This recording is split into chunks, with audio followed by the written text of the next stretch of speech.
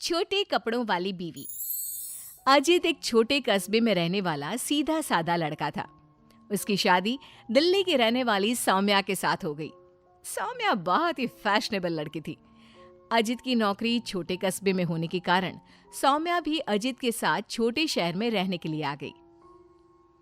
सौम्या, तुम्हारा ड्रेस कुछ ज्यादा छोटा है, इसे पहनकर यहाँ बाहर मत निकलना। अरे, तुम्हें पता नहीं, मैं दिल्ली की मॉडल लड़की हूँ और मैं तो हमेशा ऐसे ही कपड़े पहनती हूँ। तुम्हारी बात सही है सौम्या, लेकिन इस शहर के माहौल के हिसाब से कपड़े कुछ ज्यादा ही छोटे हैं। ओहो, मुझे नहीं पता था कि तुम्हें मेरे कपड़ों से इतनी प्रॉब्लम है। सौम्या, मुझे तुम्हारे कपड़ों से कोई परेशानी नहीं है, लेकिन अगर तुम ऐसे बाहर जाओगी तो लोग तुम्हें अजीब ढंग से देखेंगे। अच्छा ठीक है, अब तुम ऑफिस जाओ, तुम्हारा ऑफिस जाने का वक्त हो गया है। अजित को लगता है कि शायद सौम्या ने उसकी बात मान ली है। वो ऑफिस चला जाता है। थोड़ी देर बाद सौम्या अपना शॉर्ट ड्रेस पहनकर घर से बाहर सब्जी लेने के लिए जाती है। भैया, आधा किलो टमाटर देना। मैडम जी, कहीं बाहर से आए लगते हो, पहली बार शहर में आई हो का? तुमसे क्या मतलब? और तुम मुझे ऐसे घूर घूर के क्यों देख रहे हो? अरे नहीं नहीं, ऐसी कोई बात नहीं है, बस आपके कपड़ों को देखकर लग नहीं रहा कि आप शहर की रहने वाली हैं। तुम अपने काम से काम रखो, मैं चाहे कुछ भी पहनूं, तुम्हें उससे क्या? सौम्या सब्जी लेकर अपने घर चली जाती है। शाम को अजित घर वापस आता है। सौम्या, कल मम्मी पापा आ रहे हैं। देखो, तुम ना उनके सामने साड़ी पहन कर रहना, वरना मम्मी बुरा मान जाएंगी। अरे यार, तुम भी ना जब देखो तब मेरे कपड़ों को लेकर परेशान रहते हो। अरे बस 2 दिन की तो बात है सौम्या, उसके बाद तो मम्मी पापा वापस घर चले जाएंगे। अच्छा ठीक है ठीक है। अगले दिन अजित ऑफिस चला जाता है और पीछे से सौम्या के सास ससुर घर पर आते हैं। लेकिन अजित के घर पर ना होने की वजह से सौम्या ने साड़ी नहीं पहनी थी और वही छोटे कपड़ों में वो अपनी सास के सामने आ जाती है। नमस्ते मम्मी जी, पापा जी, कैसे हैं आप? अरे मैं तो आंखें बंद कर लेता हूँ, ये बहू ने कैसे कपड़े पहने हुए हैं। राम राम राम राम राम। अरे बहू, तुमको जरा भी शर्म नहीं आती? अपने सास ससुर के सामने इतना छोटा ड्रेस पहनकर घूम रही हो। क्या अजित ने तुमको बताया नहीं कि हम लोग तुमसे मिलने आ रहे हैं? बताया तो था, लेकिन वो क्या है ना मम्मी जी, पापा जी, मुझे तो ऐसे ही कपड़े पहनने की आदत है। जरा मेरे साथ चल, मैं तुझे सिखाती हूँ कैसे कपड़े पहनते हैं। सौम्या की सास सौम्या का हाथ पकड़कर उसे कमरे में ले जाती है और उसकी शॉर्ट ड्रेस के ऊपर जबरदस्ती साड़ी पहना देती है। साड़ी पहनने के बाद सौम्या जैसे ही घर का काम करना शुरू करती है, बार बार जमीन पर गिर पड़ती है। हे भगवान, ये क्या मुसीबत है? ये 5 मीटर की साड़ी पहनकर काम करना मेरे लिए तो बहुत मुश्किल है। क्यों बहू, अब पता चला ना कैसे कपड़े पहनने चाहिए? तो मम्मी जी, आपके कहने का मतलब है कि आप लोगों के सामने मुझे साड़ी पहननी चाहिए? हाँ बहू, तुम्हारी सास के कहने का यही मतलब है। अब आगे से ध्यान रखना।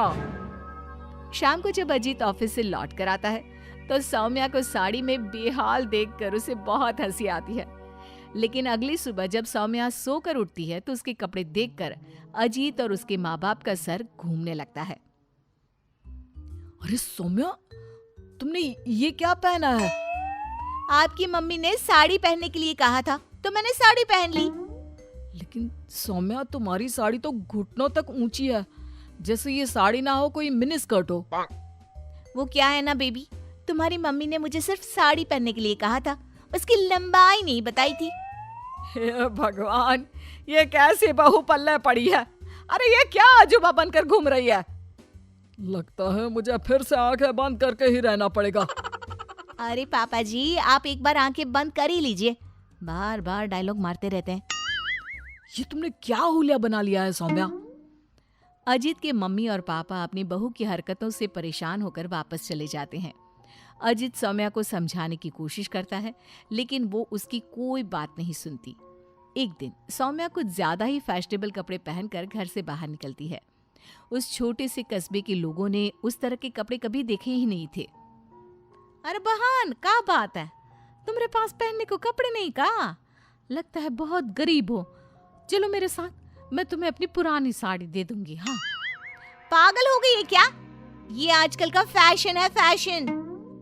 सौम्या जैसे ही थोड़ा आगे बढ़ती है, अरे देखो बेचारी कितनी गरीब है, इसके कपड़े भी फटे हुए हैं। लो ये 10 रुपए रख लो। हाँ कोई बात नहीं। अरे मैं कोई भिखारी थोड़ी ना हूँ।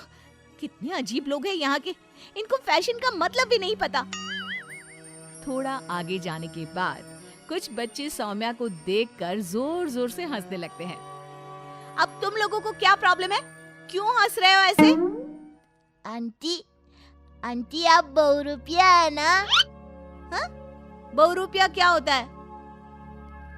आंटी वही जो अजीब अजीब कपड़े पहनकर गली गली में घूमता है और लोगों से पैसे मांगता है। तुम्हारा दिमाग खराब हो गया है? मैं कोई बहुरूपिया नहीं हूँ। लेकिन आपकी हालत देखकर तो ऐसा ही लग रहा है। तभी वहां पर एक औरत आती है।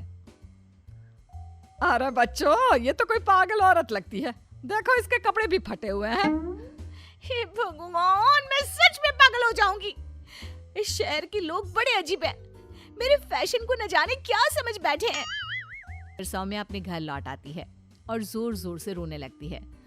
सौम्या को इस तरह रोता देखकर अजित को कुछ समझ नहीं आता। अरे क्या हुआ सौम्या, तुम इतना क्यों रो रही हो? किसी ने कुछ कहा क्या?